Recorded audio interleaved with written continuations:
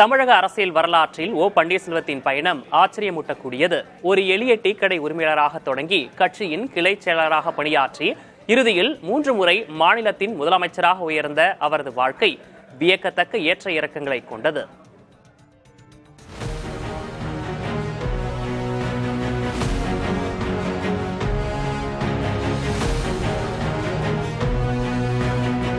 மறைந்த முன்னாள் முதல்வர் ஜெயலலிதாவிடம் பன்னீர்செல்வம் காட்டிய அசைக்க முடியாத விசுவாசமே அவரை உச்சிக்கு கொண்டு சென்றது. 2001, 2014 மற்றும் 2016 ஆகிய ஆண்டுகளில் ஜெயலலிதா இக்கட்டான சூழல்களை சந்தித்த போது தனது நம்பிக்கைக்குரிய மாற்றராக பன்னீர்செல்வத்தையே தேர்ந்தெடுத்தார். அதிகாரத்தின் உச்சியில் இருந்த போதும் ஜெயலலிதாவின் நிழலாகவே செயல்பட்ட பன்னீர்செல்வம் ஒருபோதும் அவரது தலைமைக்கு சவால் விடவில்லை.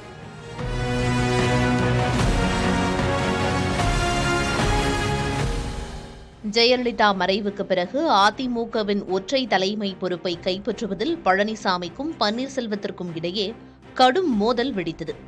கட்சி இயந்திரம் மற்றும் பெரும்பாலான சட்டமன்ற உறுப்பினர்களின் ஆதரவு எடப்பாடி பழனிசாமி பக்கம் சாய்ந்ததால் பன்னீர்செல்வம் ஓரங்கட்டப்பட்டார்.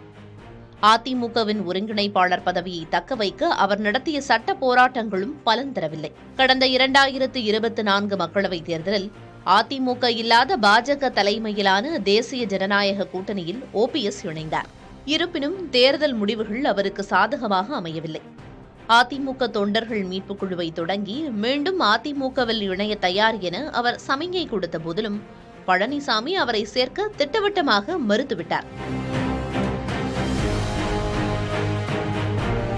இந்த நிலையில் திமுகவில் ஐக்கியமாகியிருக்கிறார் பன்னீர்செல்வம். நீண்டகால அரசியல் எதிரியான திமுகவில் அவர் இணைந்திருப்பது தமிழக அரசியல் சதுரங்கத்தில் முக்கிய நகர்வாக பார்க்கப்படுகிறது.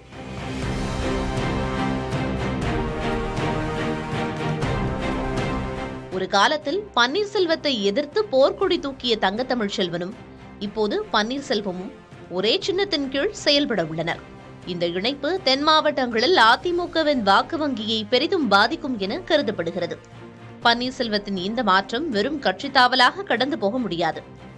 அது அவரது அரசியல் எதிர்காலத்தை காத்துக் கொள்வதற்கான கடைசி முயற்சியாகவே பார்க்க வேண்டியுள்ளது என்கின்றனர் அரசியல் நிபுணர்கள்.